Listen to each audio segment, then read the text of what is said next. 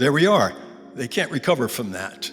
That's an experience of watching a really formidable enemy collapse in front of you. You've got to have the feeling that you can do that to just about anybody. You can do that to Putin's Russia. You can do that to Xi's China, to these big, powerful, formidable states. You can make them collapse.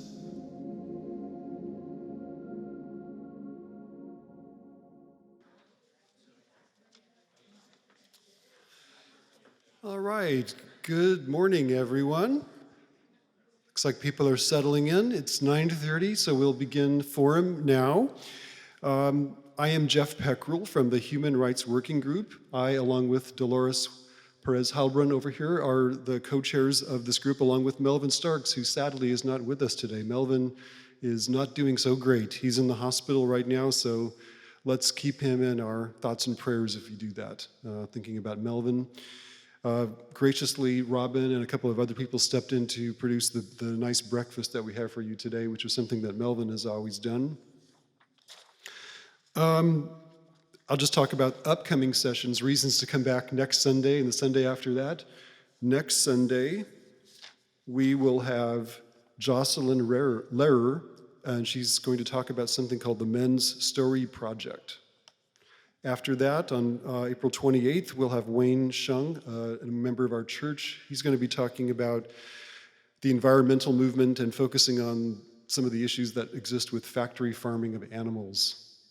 And then the following 2 Sundays will be concerning Israel-Palestine. We'll have Richard Becker from the Answer Coalition here on May 5th, and Paul LaRudy on May 12th.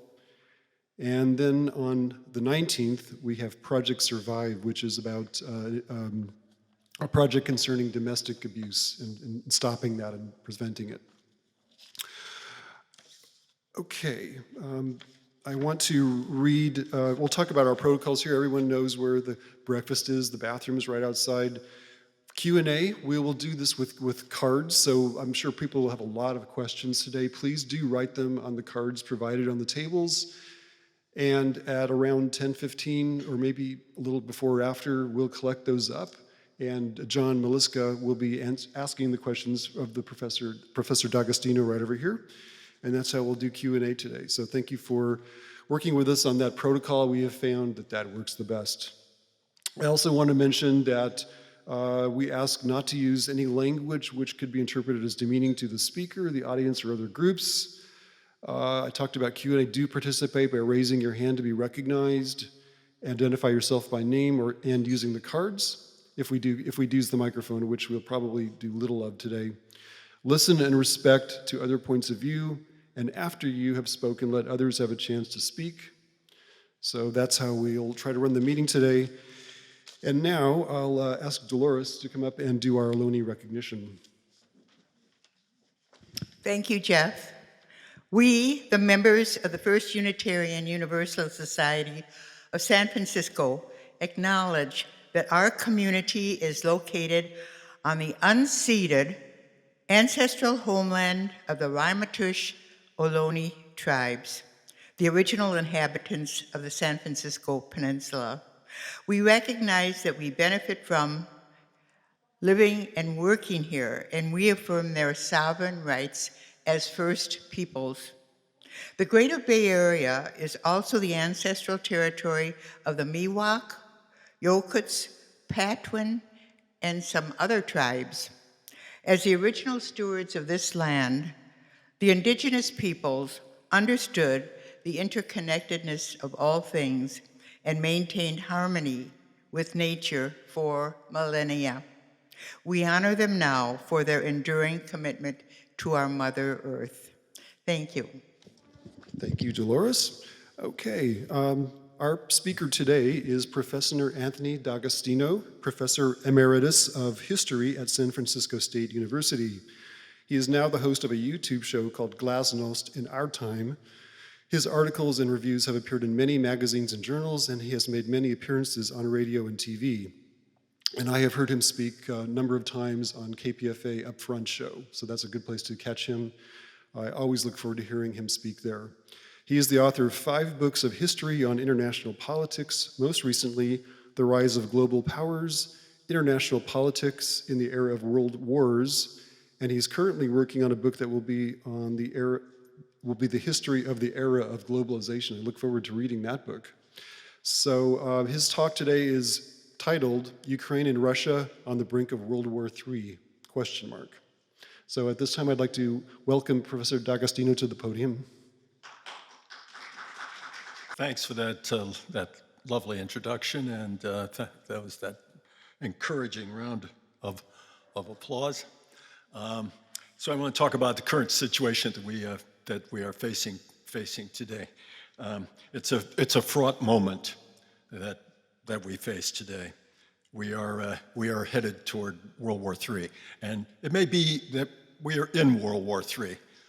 If you think about the way World War II started, we're in that period between 1939 and 1941, period when it was a European war, when the United States was not in it, when the Soviet Union was not in it. You could say it wasn't a world war, it was actually just a European conflict, and the stakes had to do with European matters.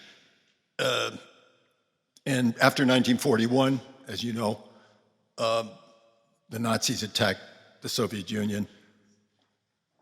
Pearl Harbor was attacked by the Japanese, and the two future superpowers came into the thing, and it became truly a world war. So we're kind of in that interim period. There was an American congressman who called that period a phony war. Well, maybe we're in a kind of period of phony war, preliminary war. Preliminary, that is, though, toward World War III. Our media is dominated by calls to vigilance against the enemies du jour, Russia, China, Iran, something called populism, strongmen, illiberalism. Unlike any situation in my lifetime since the end of World War II, these are not just calls for political awareness or vigilance, they're really calls for war. The war is taken to be already underway, and we are supposed to persist and do our best to make sure that we go to victory. So that's the mood of our media. Putin, it is said, can't be allowed to win in Ukraine.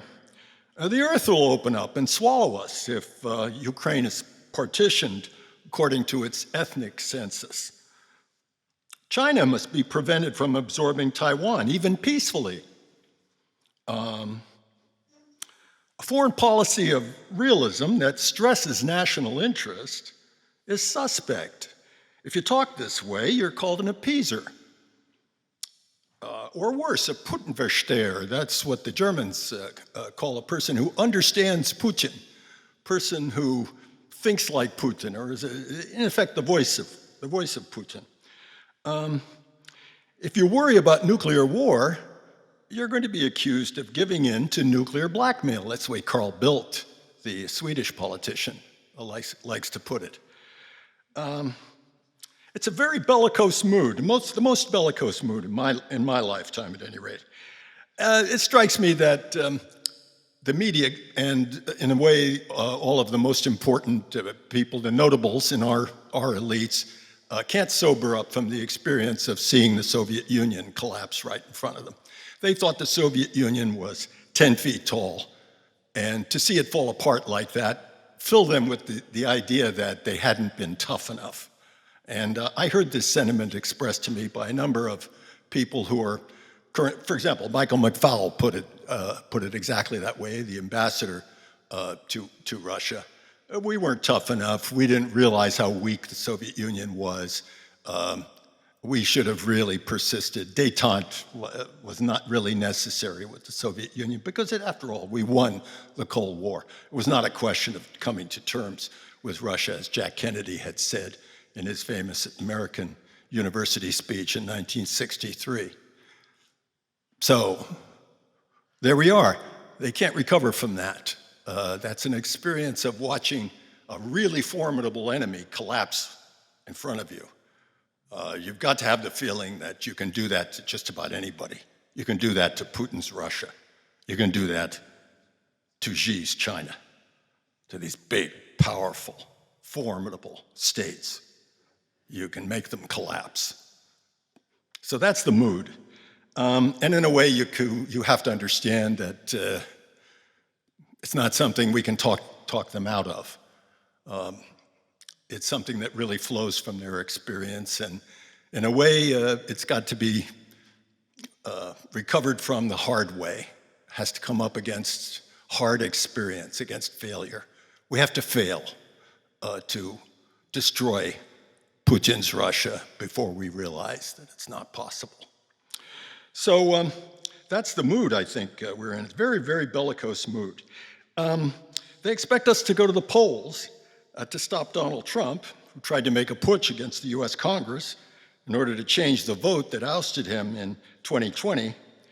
But in order to do that, we have to support a Biden foreign policy that presses hard for military victory against Putin in Ukraine, that arms Israel in its bombing of Gaza, that urges a German and Japanese arms buildup, and even urges conscription in those countries.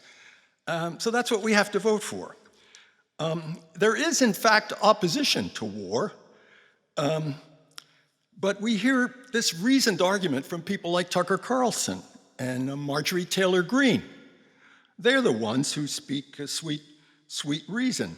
The Republicans in the House, a wide range of internet voices, people like Colonel McGregor, Scott Ritter. All these people, from the right and from the left, presumably, they make sensible arguments, in my opinion, for a prudent foreign policy. All these arguments cut against Biden. You come away from it with the notion that you can't possibly vote for Biden. They never mention Trump. So we're put in the position then of being pro-Trump if we want to avoid this rush to war, if we're critical of the current policies. The only alternative is Donald Trump. So Trump listens carefully to this exchange between mainstream media and the internet opposition, and he lets it be thought that he's the peace candidate. He's running like Nixon did in 1968. Humphrey, if you remember in those days, Humphrey was his opponent. Humphrey was stuck with the Vietnam War. Nixon said he had a secret plan to end it. The secret plan turned out to be an extended bombing campaign in Vietnam that lasted another 7 years. The whole thing was done with mirrors, as we would have said in those days. The whole thing is a dilemma for a person like me who supports a sophisticated foreign policy, who looks back to the old timers who executed such a policy, who spoke in sophisticated terms about international affairs. I'm saying of people like Jack Kennedy, the wise men of 1968, who counseled that the Vietnam War was a bridge too far. And ex-diplomats like George Kennan, Bill Bundy, Jack Matlock, the former ambassador to the Soviet Union, the last ambassador to the Soviet Union, even Henry Kissinger on his good days. We don't hear voices like that now, and we don't think in the terms that those people thought. You can't be sophisticated or realist these days. This is considered sissy stuff. The predominant foreign policy line is vigilant to the point of adventurism. And the adventurists cite history. They say that Putin is Hitler. They are Churchill. They say you have to fight any aggressor. That's the lesson of the origins of World War II. You have to fight any aggressor, and the sooner the better. So the United States should have fought in Manchuria in 1931. Ridiculous. The United States should have fought in 1934. Should have fought when the Nazis won the Tsar election in 1935. Should have fought when the Nazis invaded the Rhineland in 1930. No. That's the argument. They have boiled the origins of World War II down to these simple lessons And the lessons have to do with facing up to an aggressor. Very abstract presentation of the idea. You simply have to stop an aggressor. This is the talk of somebody who's so powerful that he can pounce on opposition the minute it appears, squash it like a bug. And this is the way the origins of World War II are told to us. And Churchill is, I think, at fault in his multi-volume history of the origins of World War II, well, of World War II and its origins. The part of it that's on the origins is called The Gathering Storm. And we used to have movies about The Gathering Storm, movies about Churchill. We can't say a bad thing about Churchill. Can't even look at Churchill as a real historical figure, which would reveal all sorts of interesting things for intelligent people. They say you have to fight any aggressor, and the sooner the better. Give them an inch, and they take a mile. Don't be an appeaser. They're spellbound, in my opinion, spellbound by the cliches that they have worked up about World War II and its origins. They say that we're in a 1939 moment. That's the title of a chapter in Jim Sciutto, the CNN anchor's recent book called The Return of the Great Powers. And it's all about preparing for war. The whole thing is interviews with generals. No interviews with diplomats. It's generals. And the generals they're the ones who are telling us about history. So that's the way Jim Sciutto presents the thing. This very handsome guy who is very persuasive as an anchor, and who I generally watch. These are cliches, though. These are not good history. We should take another look at the history that they're talking about. For example, what is this appeasement that they're accusing us of? What was appeasement back in the days of the origins of World War II? There's a habit of thinking of it as just cowardice. Well, if it was cowardice about World War II, it's perfectly understandable. No one would want, after they had gone through the horrors of World War I, no one would look favorably toward a repeat of that.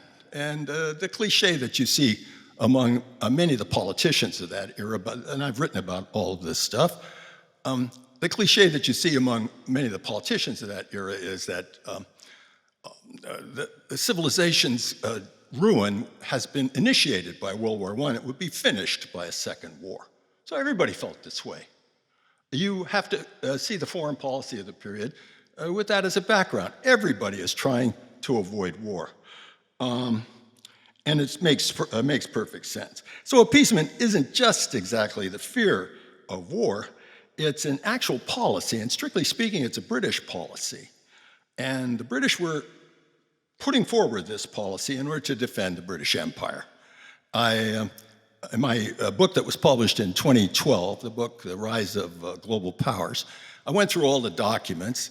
I studied with a person who was the editor of the German documents, so I really lived with these basic documents about the origin of World War II. And I also did something that most of the researchers hadn't done up to that time.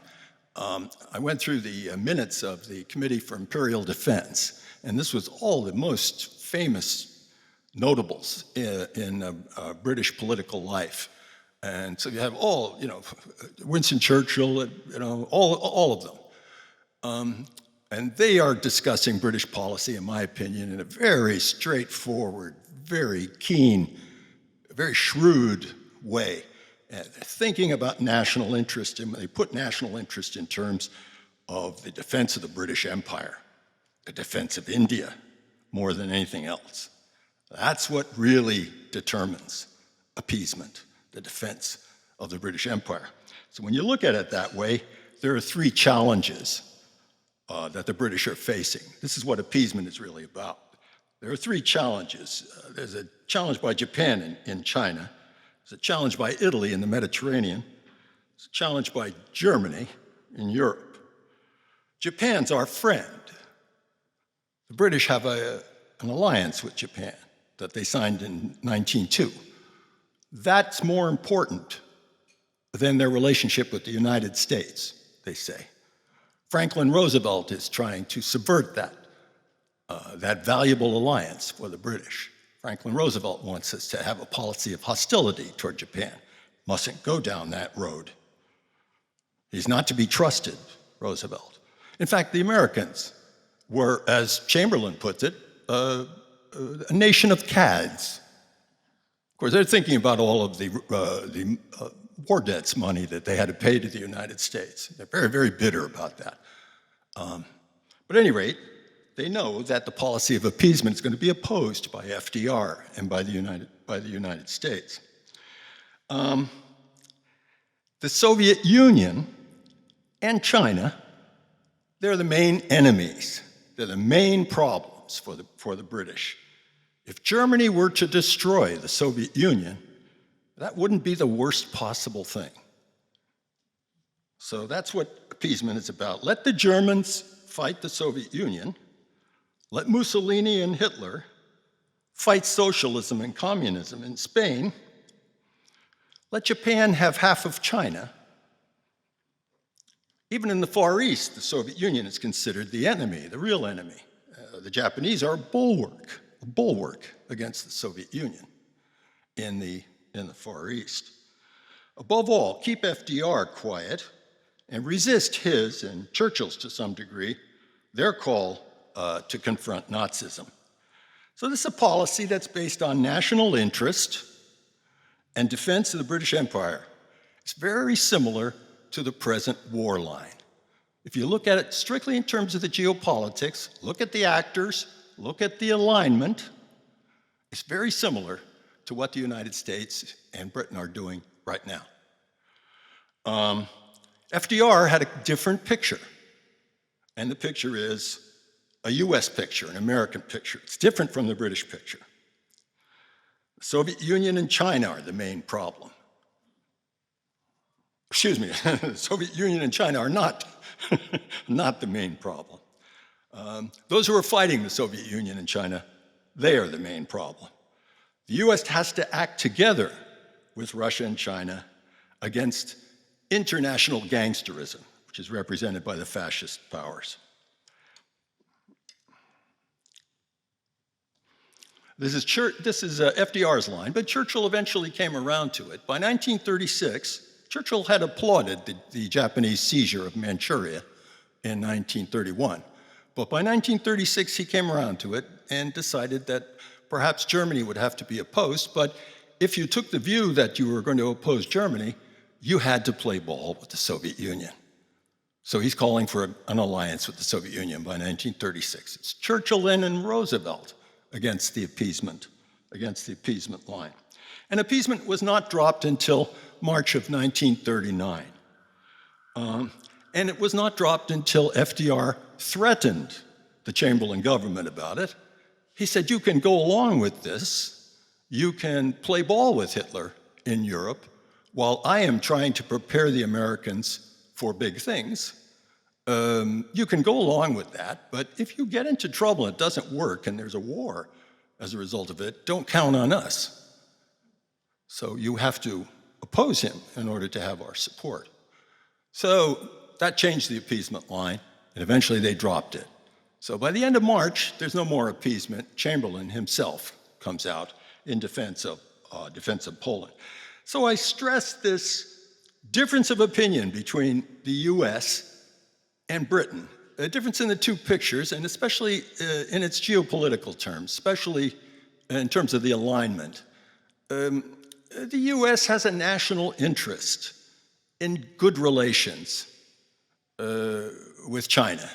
At any rate, the United States can't take the view that China and Russia have to be destroyed. And that's sort of the view we're taking today. I wonder what FDR would say about all of that. So you could say appeasement is a British national interest and anti-fascism was the American national interest. All of this history is turned into cliches by saying that Putin's Russia is Hitler's Germany. You substitute Russia for Germany. You come up with a lot of abstract notions about aggression. You conjure up a blueprint for conquest that the Russians presumably are hatching that threatens all the NATO members 32 members of NATO. Montenegro, Spain. Putin is a threat to those people, according to this point of view. It's too abstract, it's too basic, it's terrible, terrible history. Nowadays, we have a real situation in Europe that is brand new, and we really ought to face up to it. There are European middle powers emerging that didn't count for anything during the Cold War and were under the US umbrella. Now they count for something. They sense that Russia is weak. They're excited by it. The notion of weakness turns on countries with big defense industries who see that certain military Keynesianism can revive their economies and make good business. There are lots of reasons why they should be excited about opposing Russia. But they have their own viewpoint about it. It's based on their own experience, which is very limited. They will find out what it's like if the French are thinking of sending troops to the Ukraine. They will find out what that really means. So there we are. The British and the French, they have different views about how Europe ought to be organized. I'm not saying this Anglo-French antagonism is a big enough thing for the two of them to go to war, but it's a little rivalry, and they make foreign policy pretty much on its basis, and they have had a different view of the East, of the Ukraine. And as a matter of fact, what we saw in the run-up to Putin's invasion of Ukraine is this push and pull between the British and the French views.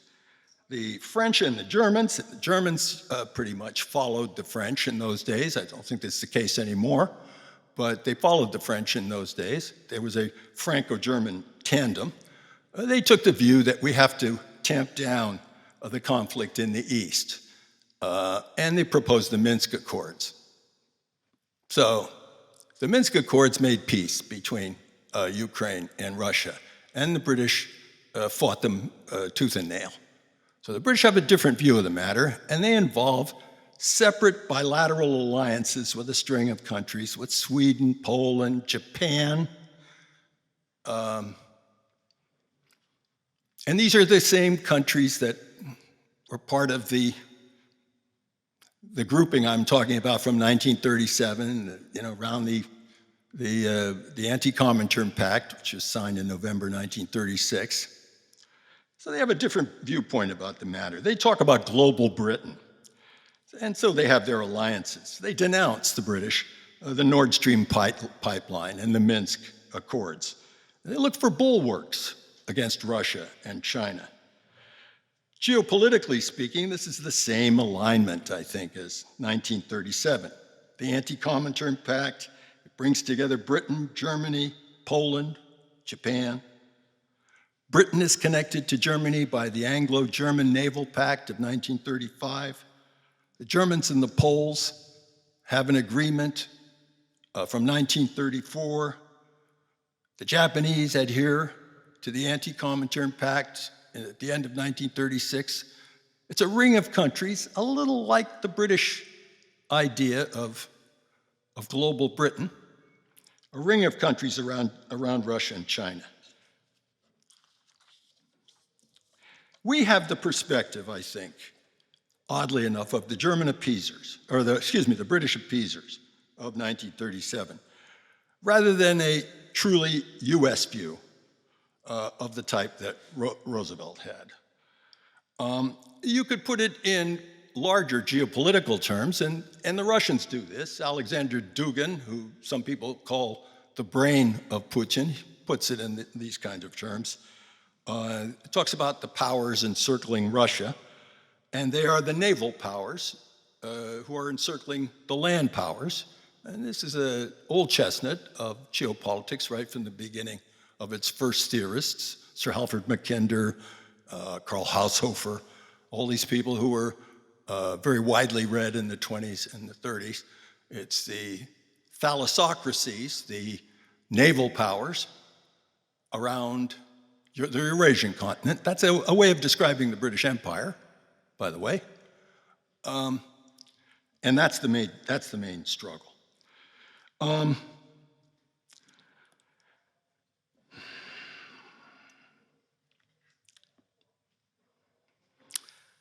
That's not the viewpoint of the United States. The United States, I think, has never had an interest in war against Russia and China. I don't think it has it now. Today's adventurers talk a lot about the Hitler cliches, but they really only know about the Cold War. When they talk about the return of the great powers, they mean the United States, the Soviet Union, and China. They're not thinking about Germany and Japan and Poland. These are former unimportant actors who are now going to be much more important.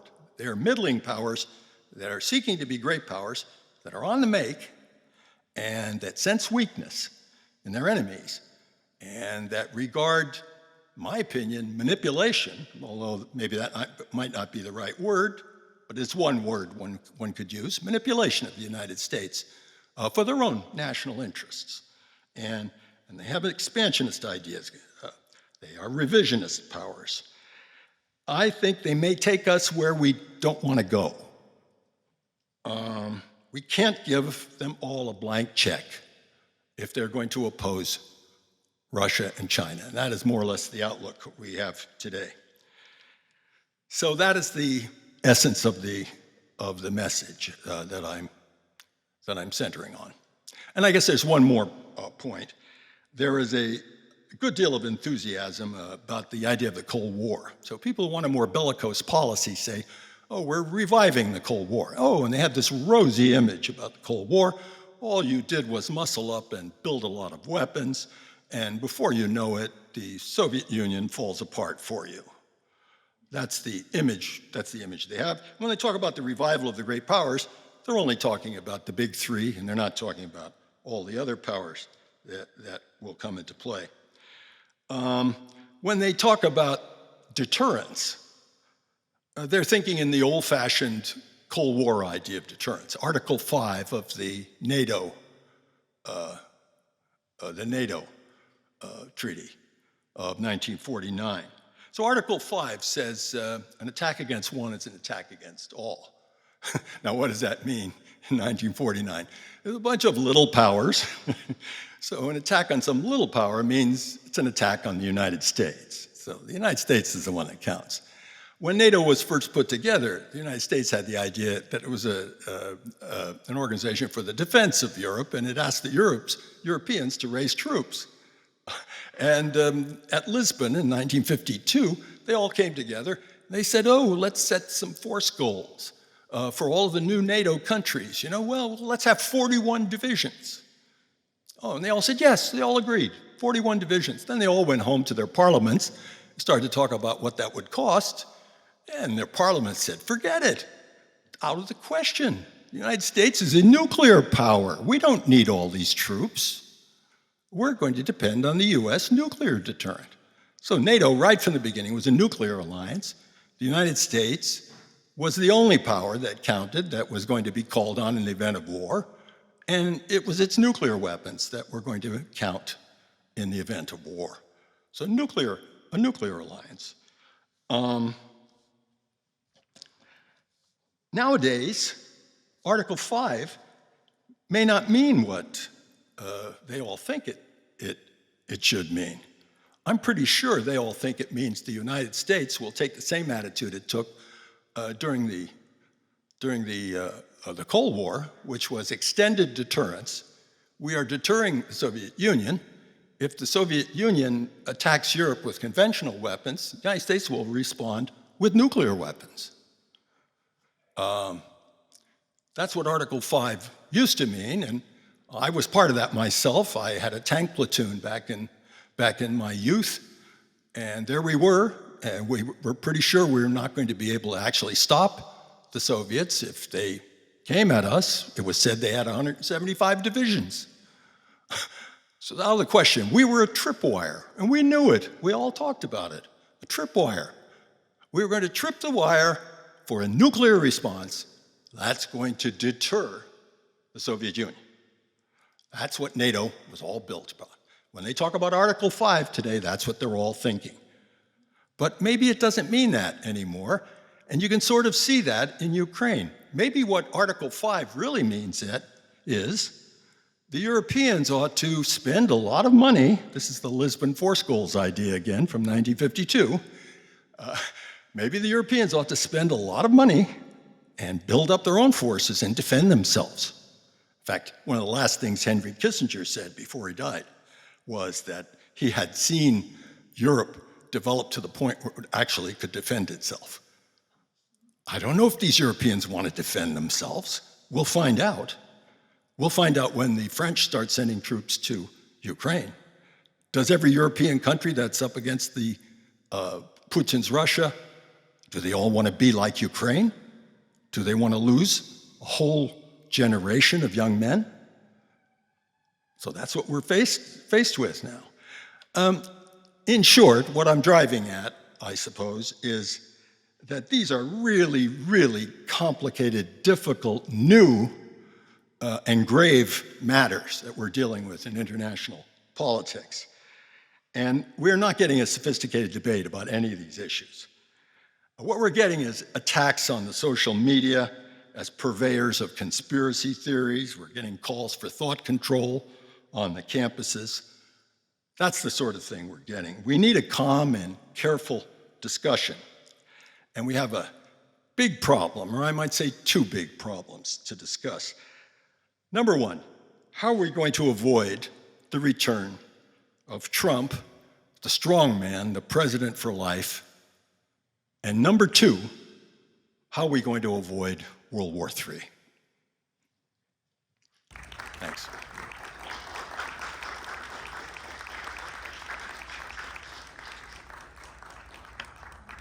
Professor Anthony D'Agostino, thank you very much for your presentation. So we're glad to collect note cards for questions for our presenter.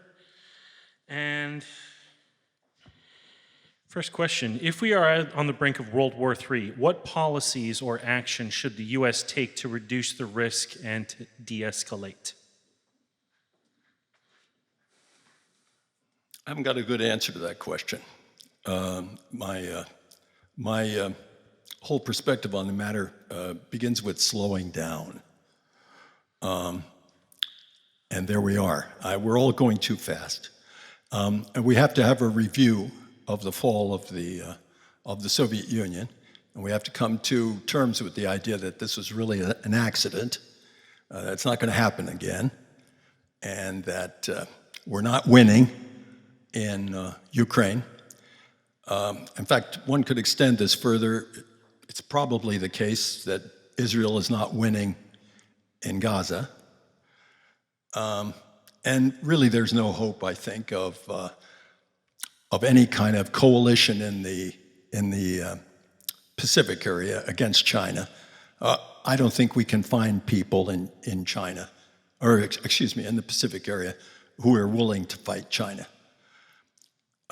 That's a bridge too far. Everybody has to stop, slow down. I cite the Wise Men in 1968. This is a gathering of all the most prestigious figures, Averell Harriman, Arthur Goldberg, all the famous people in Washington. It was during the Tet Offensive. It was during a run on the dollar in Europe, so it got everybody's attention.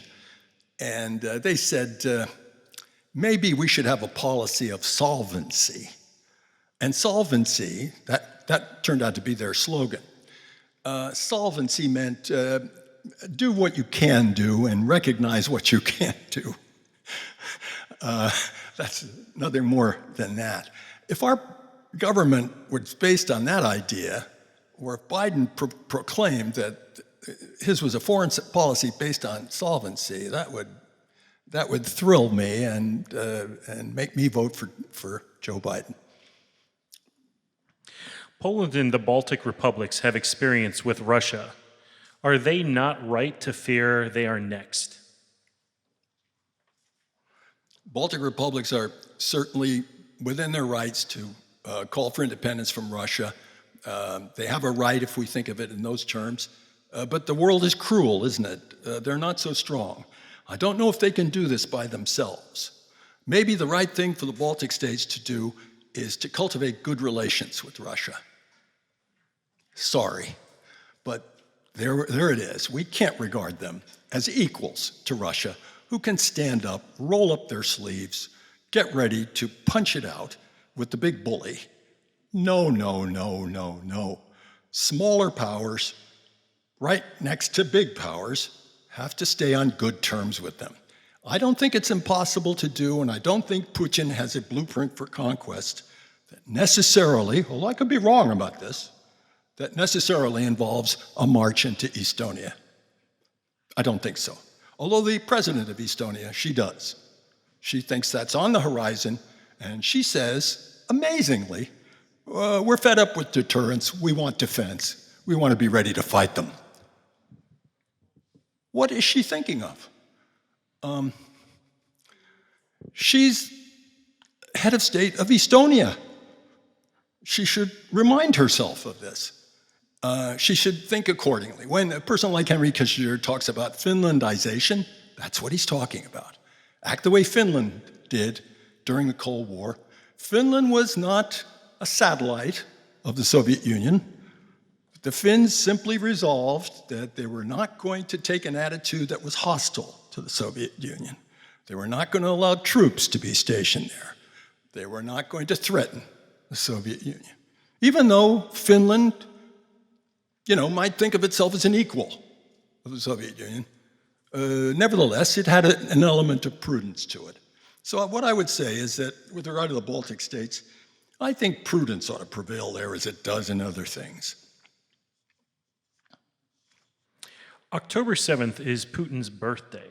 This murderer likes to celebrate anniversaries. What do you think is the probability of his influence on the Gaza genocide? The influence of Putin on the Gaza genocide? Correct. The influence? I'll read it again. October 7 is Putin's birthday. This murderer likes to celebrate anniversaries. What do you think is the probability of his influence on the Gaza genocide? My guess is the questioner is saying October 7th, we're aware, was a recent event last year with major foreign policy implications. That's apparently also Vladimir Putin's birthday. Mm-hmm. Do you think he wanted a special day that would advance his political agenda? Is there a connection between Moscow and Gaza? Got me. Okay. Thank you for your honesty. About Putin and Gaza, though, I think Putin's going to end up in a position, or he is ending up in a position of supporting the Gazans in at least some way, the Palestinians, that is, at least in some way. But he didn't start out that way, and he was a restraining force on the Houthis. He told the Houthis, don't carry out these attacks that you're carrying out. So he has a very prudent way of looking at a lot of these things. He was on pretty good terms with Netanyahu and Avigdor Lieberman, who used to talk about the importance of the Soviet Union to the destruction of Hitler, about how important it was that they had 1 million or so Russian speakers in Israel, about the connection between Israel and Soviet Russia. Netanyahu has always been able to more or less speak Putin's language. This is all changing now under the pressure of war, but I think Putin's instincts were for restraint in the Middle East. What, in your opinion, should be the world's response to the Russian invasion of Ukraine? That's a good question. Once the thing happened, you can sort of see why it had a certain logic of its own and could hardly be resisted. But now that it's worn on and we see what it really means, that we see the enormous loss of life, and we see the effort it's going to take in order to keep this thing going, I think the moment has come to say it's time to make peace. And this peace is going to be a peace that many are going to consider unjust. It might be unjust in a certain way, but think about it in a larger sense. Think about the Ukrainians as a national people, or should say a people who are having a national epoch. When I think of a national epoch, I think about the 19th century. I think about Italy and Germany. I think about Serbia just before World War I. These are new countries. They have an epic poem. They have a dictionary in their language. They're trying to act like a state. And that's what the Ukrainians are doing. They're trying to Ukrainize the area that they inherited from the Soviet Union, although it's got a lot of Russians in it, and they have no real history as a state, as Putin points out. Nevertheless, they want to do this. They want to do this thing. And the thing can only be accomplished by force, by war. They've tried this. They've tried to make war on the Donbass. And Putin has attacked them, made war on them, and then they've tried to make war on Putin. And they've taken the same view that the United States takes, that Putin needs to be overthrown, Russia needs to be reduced as a great power. Okay, let's see how it goes. Now we've seen it. And there we are. Are we going to continue with it?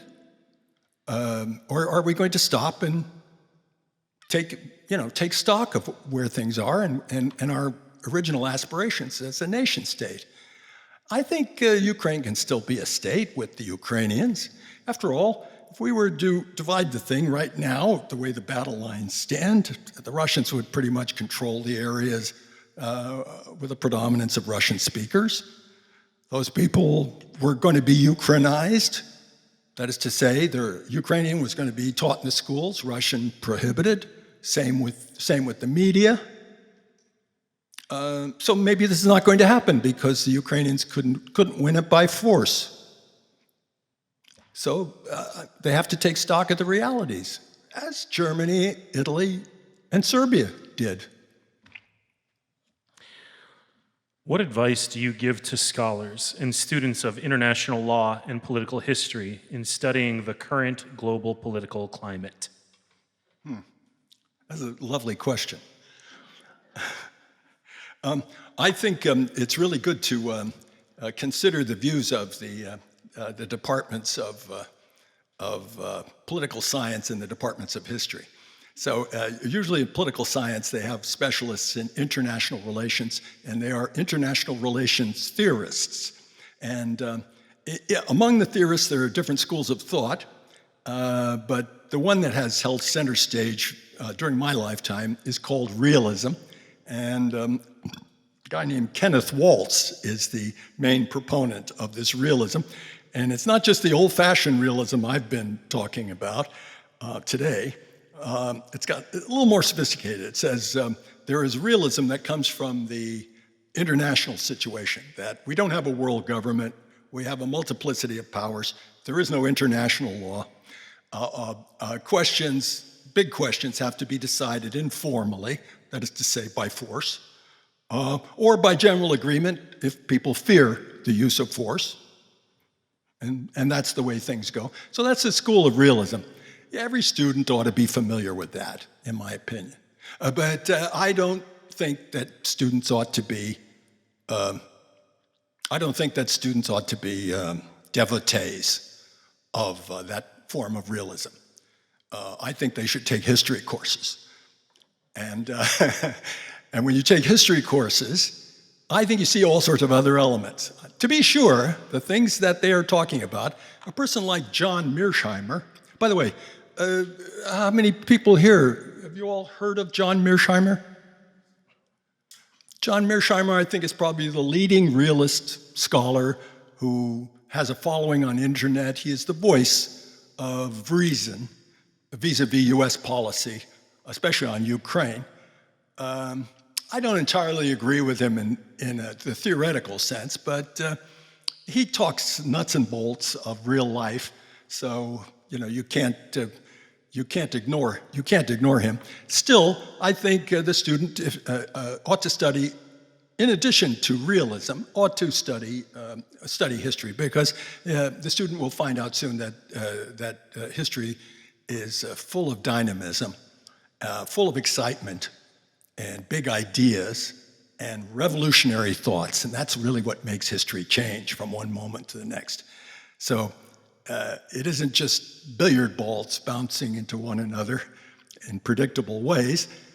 It's real humans with real aspirations, real excitements, foolishness, to be sure, a zeitgeist, a spirit of the time that is revolutionary, and that's what makes history. That's what makes history move. So those two things: political science for realism, I guess, history for ideas and for revolution.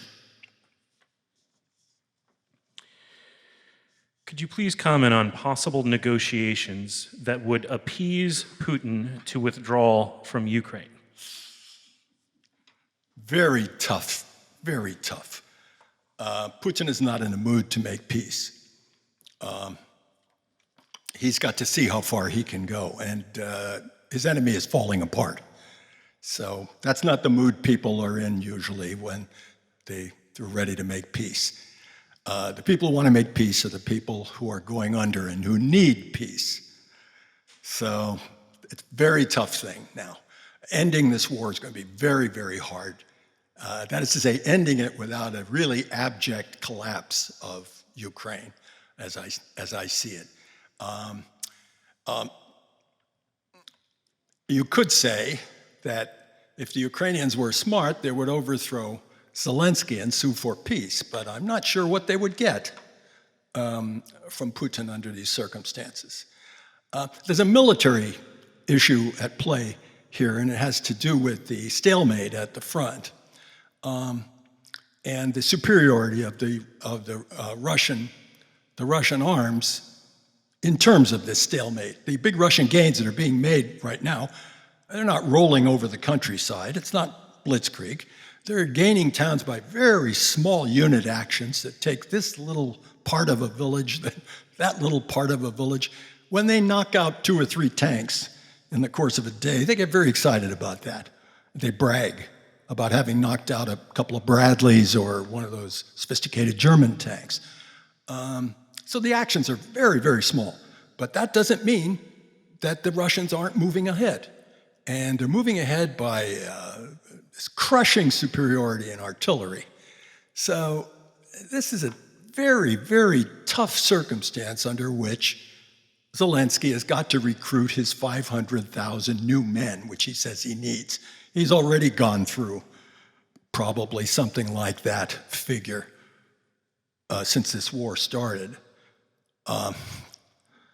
So under those circumstances, I don't think Putin is likely to want to stop exactly where he is. I think what he'd like to do is maybe overthrow the government and take everything up to the Dnieper if that's in the cards. It remains to be seen, by the way, if that's in the cards. But take everything up to the Dnieper and get some kind of rump government that is suitable to him. Bring back someone like Yanukovych, who's favorable to the Soviet to Russia. There's one other thing, though. Those who take the view that we can't be permitted, or Putin, put it differently, Putin can't be permitted to win. They have plenty of cards to play themselves. So they can attack the Russian oil facilities. They're doing a very good job of it. And they're really hurting Russia right now. And Russia's an oil exporter. And remember, this whole thing, you could argue, is all about oil. It's all about the Russian oil connection to Europe, the Nord Stream pipeline, remember, and cutting that off. So there is a temptation on the side of the West, or on the side of the United States, to engage in what they call active defense. That's sort of what they're doing now. But I have the view that this active defense involves simply throwing missiles, throwing drones at Russia, attacking this or that target. At its worst, it involves terror in order to try to stir up the nationalities in Russia and create a revolution in Russia. So there's still plenty of cards to play there. Putin Putin is aware of this, and he's overcome all these obstacles. He gets stronger and stronger every time he overcomes these obstacles. The disparity in strength between the Russians, as things stand right now, and any European power is staggering. And this is all a result of this war. Trotsky said this, war is the life of the state. So there we are. Very bad thing. Be nice to try to settle it somehow. It's very, very difficult. But the first thing is to have a will to do it. Thank you. I apologize, my ears didn't work very well. Could you say the quote of Trotsky again, please? War is the life of the state. War is the life of the state. Yeah. Thank you. This question is asking for clarification. I believe you are saying that in the case of Russia invading Ukraine with the goal of annihilating Ukraine as a nation, that might makes right, and Russia therefore is right, and Ukraine should agree to be destroyed. Is that what you're saying? Yeah, I could see how that question would be asked. That's a legitimate question. A person who makes an argument such as I just made has to be ready to answer that question. Now let's see. It's in two parts. The first part is... I believe you are could saying repeat. that in the case of Russia invading Ukraine with the goal of crushing Ukraine with the goal of annihilating Ukraine as a nation, Might makes right. that might makes right, and Russia is therefore right, and Ukraine should agree to be destroyed.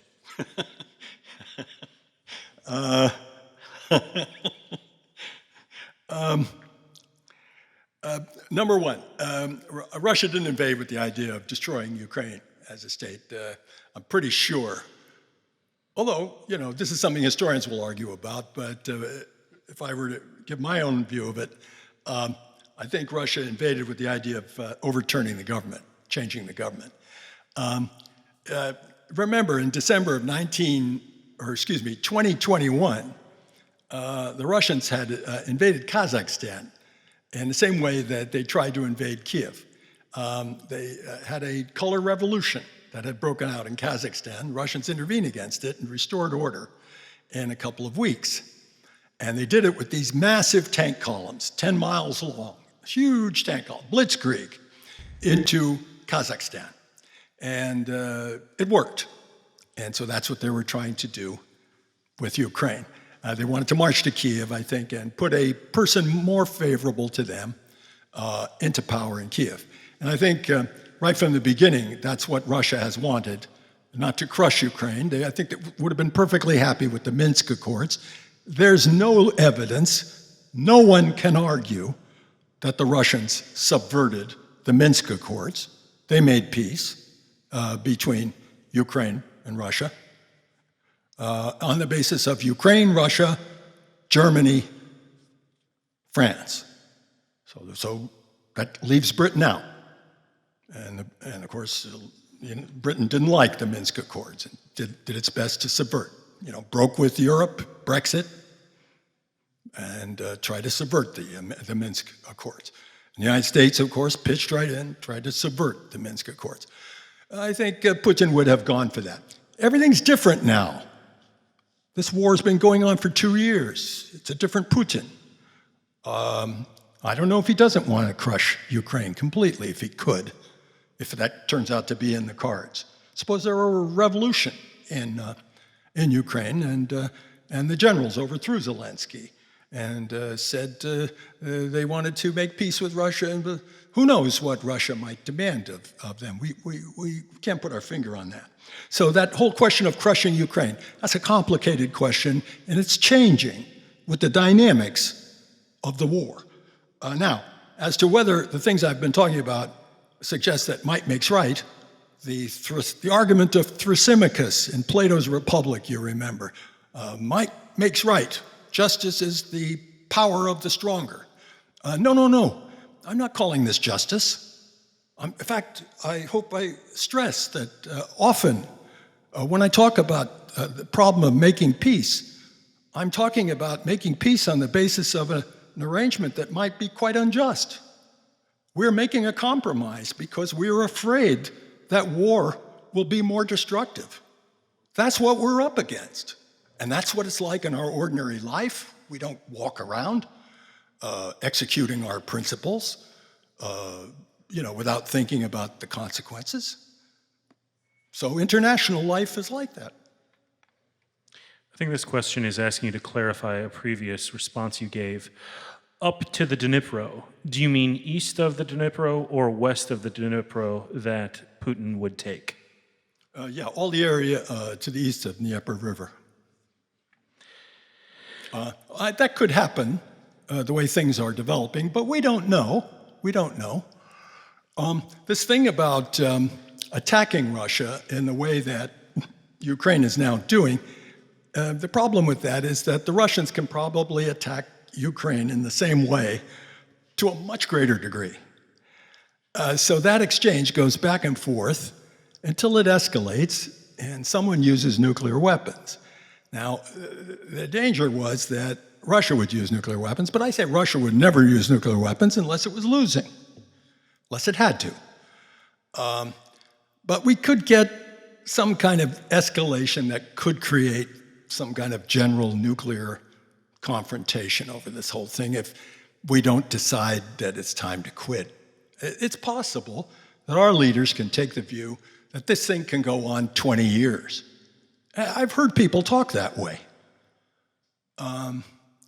If that happens, I can't see how it could end except in a nuclear war. Could you please address the buildup of naval presence in the South China Sea? Deals with Philippines, Japan, South Korea, and Taiwan. All right, so the Chinese have this 9-dash line around the South China Sea. And the way they draw these dashes, that's their sphere of influence, and it cuts across the economic zones, what do they call it? Exclusive economic zones, EEZs, of the Philippines, of Vietnam, of Indonesia. But it doesn't cut across them much. If you look at it on the map, there's just a little, the Spratlys, maybe they ought to belong to the Philippines. I guess if the Philippines were a real power, they would really argue with the Chinese about the Spratly Islands. I hope we wouldn't get into a war with China over the Spratly Islands. That's my hope. And it's certainly true that the Chinese assertion there is an unjust assertion if you consider the Philippines, Vietnam as equals to China. It's unjust. That 9-dash line does go across their EEZs a little bit.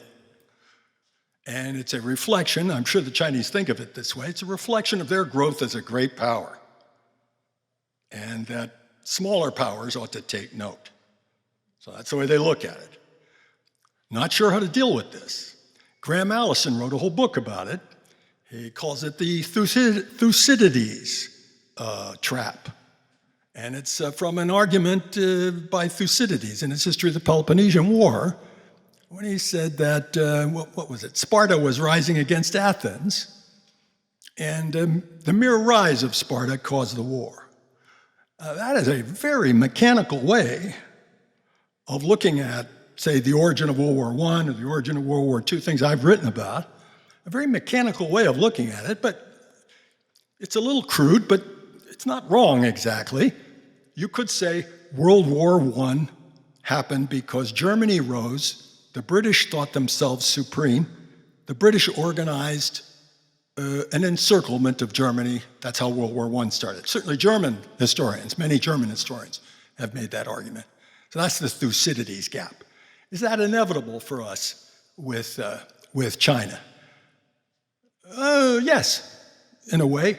The problem of dealing with the rise of a great power and U.S. pretensions to dominance as a naval power, those things are challenged. That's a big challenge for the United States.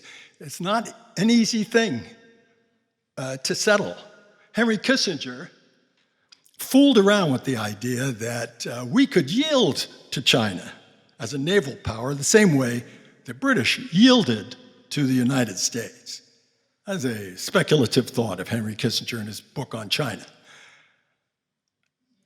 That's a really tall order. And the circumstances of our relation with China, our cultural relation with China, are completely different from our cultural relationship with Britain. So that's a really difficult question. And it strikes me that that has to be worked out in practice. So then the last question would be, what sort of will should we have? What should we aim toward? And I would say, keep the conversation going with China. I have a completely quirky view, now that I have you before me, and I can impose my view on you. Maybe I could impose it. Here's my view. I don't think there's anybody in the country who agrees with me about this, but my view is that maybe we could take the view that China's a great power, and we have a conversation with China about communism, and that we discuss our models, our aspirations, the socialist idea, as opposed to the democratic idea as the United States understands it, have this intense dialogue, this intense interaction, this, how should I put it, Glasnost, have this Glasnost between us, have this extended, maybe even hostile discussion over a long period of time, but try to eschew all-out fighting. If the Chinese idea is so superior as they make out, they should not need combat in order for that idea to prevail. That should be the way we would put it to them. And we would have this long discussion over a period of time and fight for peace. Please talk about Biden's age and all of the wars and complex international issues before him. Yes, I want to vote for Biden. I don't know if I'm going to do it. I don't know if I'm more afraid of World War III than I am of Donald Trump. That is a real dilemma. And as regards Biden's age, I don't think he should walk in front of the cameras. He has a bad walk. Visually, that walk is not going to get him any votes. So he should be filmed as you see me here, and I'm older than Biden. And Biden will look all right, with this vision. So his age is going to count against him a lot. But I think voters are going to overlook those things. In the end, I think voters are going to vote for peace. And I'm hoping that Trump is not the peace candidate by that time. I'm hoping that the peace candidate is Joe Biden. This question's in line with what you said. How would you describe President Biden's attitude toward supposed enemies like Russia and China? Is he a cold warrior? And do you think a younger, more progressive president would look at the critical issues differently? Does age determine an old warrior attitude? Who would the young people be? The person who asked that question, does that person have a young person in mind? Gavin Newsom. Well, there's a person who would come to the problem afresh, without any prior experience or, as far as I know, any prior thoughts about the matter. He might need an advisor to so that give him might be counsel. a breath of fresh air. Are you willing to advise President Newsom as Secretary of State? If he needs me. Okay. I realize that I am not a pacifist. I realize that I am not a pacifist. I would harm or kill people in my home who want to kill children. The problem is, where is the door to my home? Is it the town limit? Is it the state of Indiana? Is it the door to my community? Where is the door? Philosophical question. Philosophically, I'm for the idea of speaking up and not being silent about adversaries and difficulties that you come up with. Shouting at the bandit and trying to talk the bandit out of it. Don't kill me, you won't get away with this, you'll do time, you'll be executed, this will fail, think about it, don't do it, think about yourself, blah, blah, blah. Talk people off the ledge. That's sort of my philosophy. And my big claim against Biden, my big criticism of Biden, is that in those days when Putin had amassed all those troops on the Ukrainian border and was threatening and was saying, this is not about Ukraine, after all. Not about Ukraine. This is about NATO expansion. I want to have a general discussion with you and get you to lay off, you, the United States, get you to lay off with this NATO expansion. That the United States turned a deaf ear to that. Had a chance to talk him off the ledge and didn't do it. So I think we need dialogue. So this philosophical problem about the use of force that the question poses, I would answer that question by citing logic and language. Wait a second, Dr. Anthony D'Agostino, Professor Emeritus of History at San Francisco State University. I thought you said that you had a platoon of tanks in Germany during the Cold War. I think you said humbly that you served only as a tripwire if 170 divisions of the Soviet army were to invade. Could you talk more about your history as a warrior and not be humble? Did you have a unit of M60 Patton tanks at the Fulda Gap? Yes. And you were actually the person that prevented Brezhnev from sending forward the Soviet tide against us? I admit it. No. I get a chance to tell war stories? Oh, what an opportunity. No, and listen, I won't bore you to death. It's been bad enough. I sympathize with you that you've come along this far. So I won't tell you any war stories. But I used to be a tank platoon leader. I was a second lieutenant. I had an ROTC commission. And the idea of the tripwire, they constantly told us in our units, they constantly told us they didn't have any realistic prospect for defeating any kind of Russian attack. They said that we were just a tripwire. And that was the whole theory of the time.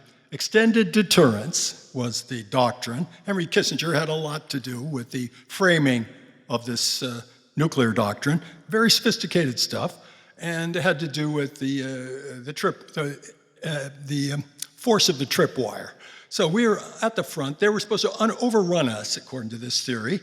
The Soviets would overrun us. And after having done so, the United States would be provoked, because it had lost these forces, would be provoked into a nuclear attack against the Soviet Union. And the Soviets knew this, so they would be deterred. So that's the whole concept, the tripwire. Joe Biden was talking about the tripwire before he became president, and he went to a conference. They were discussing the whole question of the tripwire. A number of generals talked in a very bureaucratic military way about reinforcing the tripwire. What? This is a non-idea. Reinforcing a tripwire. Why would you need to reinforce a tripwire? Your presence there is the tripwire. Why would you need extra weapons to reinforce the tripwire? And Joe Biden went along with this, said, oh yes, we have to reinforce the tripwire. They don't know what they're talking about. This made no sense at all. And speaking of tripwires, we've got them all over the place, all over the Mideast at the present. And presumably an Iranian attack against these tripwires is going to spring the United States into action. All you need to do is provoke Iran so that they will attack the United States. And next thing you know, you will have cooked up a war between the United States and Iran. These tripwires have to do with the extended deterrence idea from the Cold War, and in my opinion, have to be rethought in theoretical terms. How do you view the role of international law and organizations like the UN in managing and resolving the conflict? What are their limitations? Yes, if Ken Waltz were here answering that question, he would say the UN doesn't count for anything. So don't bother me with talk about the UN, and that the UN doesn't matter. That's the reason why it's got a Security Council for the great powers. So big issues will be discussed there. They certainly won't be discussed in the General Assembly, where everybody votes against the United States, where the mood is pretty much the mood of the Bandung Treaty of 1955, that the Third World has to rise up against the imperialists. At its worst, you could say this is the attitude that the white people are the curse of human history, and that imperialism is the main issue on everybody's mind. So that's the mood of the General Assembly, and has been from its origins. So Colonel Gaddafi went to the General Assembly and said, we ought to make this into a revolutionary parliament of the world. If it were a revolutionary parliament of the world, we would have a very exciting world. It would be not our world, but it would be a very exciting idea. So that's, the UN actually is taken very seriously in the global south. And if it turns out, as many people say, that the global south is going to prove to be more important in the future than the West, and that's the main struggle that we're watching. A person like Pepe Escobar argues this way. There are a number of other people. If that's really the case, then I think that the UN will be an instrument, could be an instrument for that eclipse of Western power. The General Assembly would finally count for something, and who knows? And it would open up the Security Council to new powers, a whole lot of new powers. So the UN could be some kind of instrument if we're going to go through really revolutionary changes in the future. This question, I think, is trying to clarify a response you gave to a previous question. You said the United States has no interest in war versus China. What about our sea military presence deals with Philippines, Taiwan, Japan, and South Korea? I would have to give an answer about the Philippines that was similar to my answer about the Baltic states, that if they aspire to their independence, we certainly can sympathize with that. Makes sense, or I should say, it makes sense to sympathize with that. But on the other hand, we ought not to be encouraging them to start any trouble with China. That part of their independence, in view of their location on the planet, has to do with cultivating good relations with China, which I don't think are too difficult. I think, in general, we ought not to take the view that the Russians and the Chinese can't be dealt with except by war. There is a view that war is the only thing they understand. Oh, that's not right. We can't take that view. We hear a bell summoning us to our Sunday service. There's one last question. Can you please address the goal of Russia in destroying Christian churches in Ukraine, the role of the Russian Orthodox Church in Russia's foreign policy? I have a very cranky view of this. I'm a radical opponent of the Russian religious ideology. I think it is absolutely retrograde and a bad thing. The ideology of a person like Alexander Dugin is abhorrent to me, and really cuts against everything that I take seriously. I don't like the idea that they have embraced the Tsarist, nationalist, Orthodox view of things, such as it would have been propounded in the days of Nicholas I. I think that the view they take that everything has been downhill since Columbus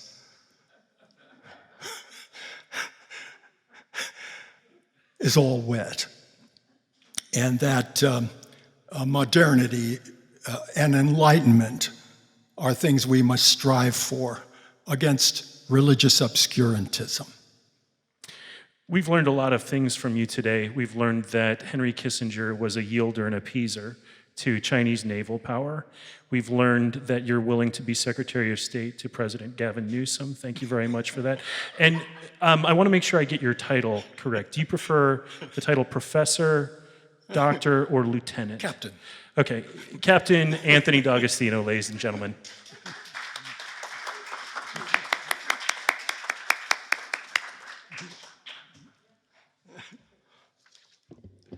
Thank you so much, Professor Agostino, and come back next Sunday for Jocelyn Lehrer be speaking about the Men's Story Project, Masculinities, Health, and Social Justice. And if you're inclined, there's going to be a tax day protest tomorrow on the steps of City Hall at noon. Ask David or Dolores about that. They've been organizing for that. So thank you, everyone, and we'll see you next week.